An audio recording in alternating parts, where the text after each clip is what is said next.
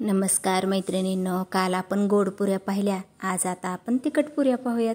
तर आता आषाढ सुरू आहे, तर हे पदार्थ तर झालेच पाहिजेत. तर मग ह्या तिखट पुऱ्या तुम्ही पाहू शकता कशा टम्म फुगल्यात. एक ना एक पुरी आपली टम्म फुगली आणि एकदम मऊ झालेली आहे, खूप छान झालेली आहे, टेस्टी एकदम. तर ह्या कशा केल्यात चला पाहूयात आपण.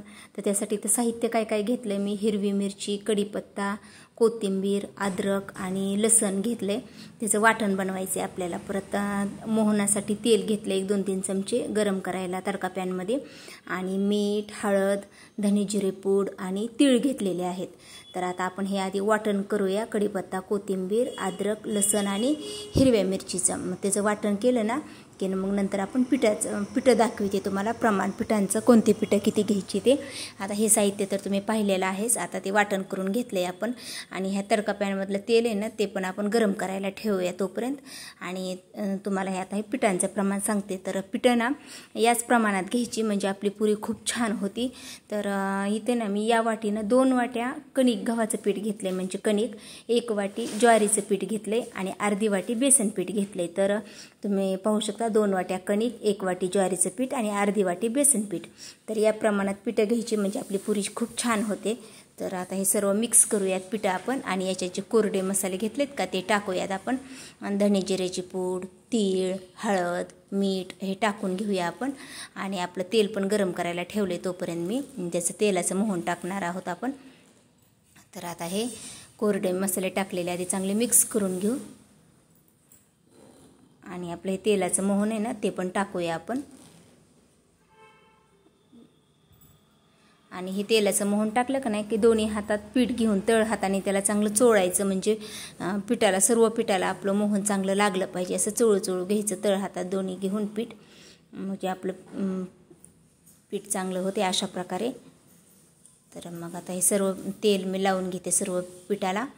आणि आता जे आपण ते वाटण केले ना, हिरव्या मिरचीचं, लसण, कोथिंबीर, अद्रक, कढीपत्त्याचं, ते वाटण टाकूया. ते पण चांगलं मिक्स करूया याच्यात. आणि नंतर पाणी टाकूया. तर आता हे चांगलं मिक्स केलं.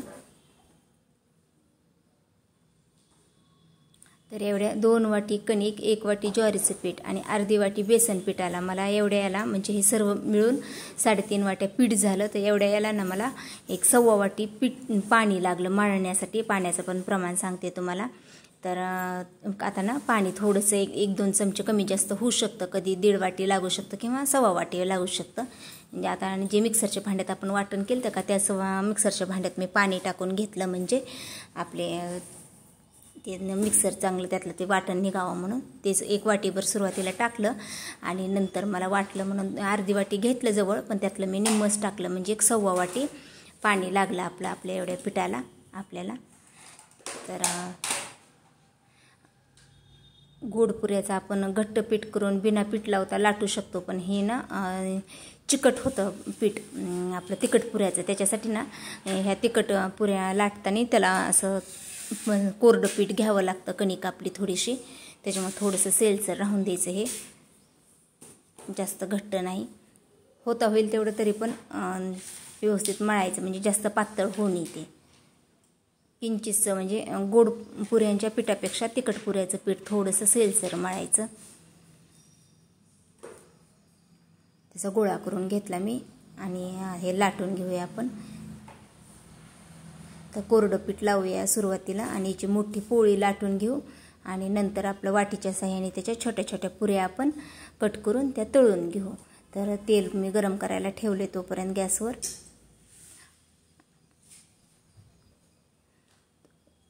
कोरडं पीठ लावायचं, नाही तर ते चिटकू शकतं पोळपाटाला किंवा बेलण्याला.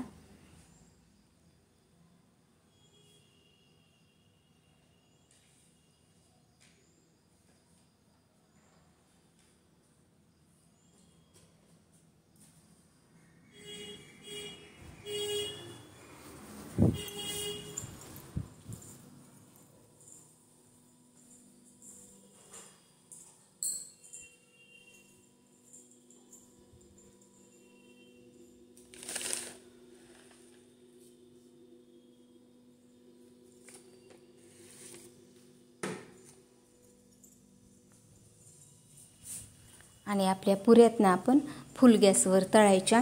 म्हणजे चांगल्या फुगत्यात आणि पुरी टाकली की उलटण्याने तेल, गरम तेल वरच्या पुरीवर असं हे उडवल्याने करायचं, म्हणजे पुरी वरच्या साईडनं पण चांगली फुगती. तर एवढ्या पिठामध्ये ना माझ्या 44 पुऱ्या झाल्या.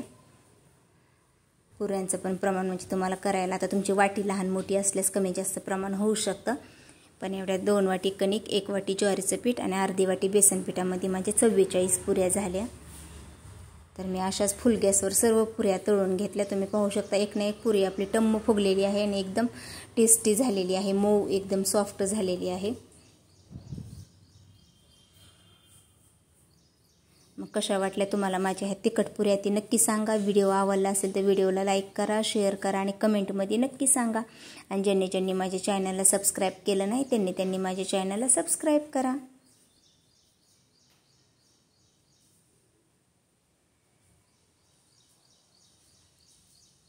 अशा आता आषाढ महिन्यात तुम्ही पण अशा प्रकारे प्रमाण घेऊन नक्की पुऱ्या करा, खूप छान होतात.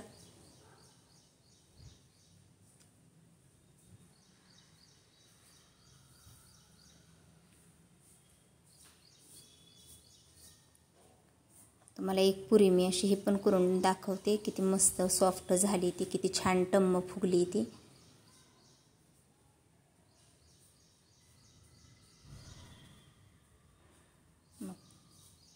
आवडला असेल व्हिडिओ तर व्हिडिओला लाईक करा आणि कमेंटमध्ये नक्की सांगा.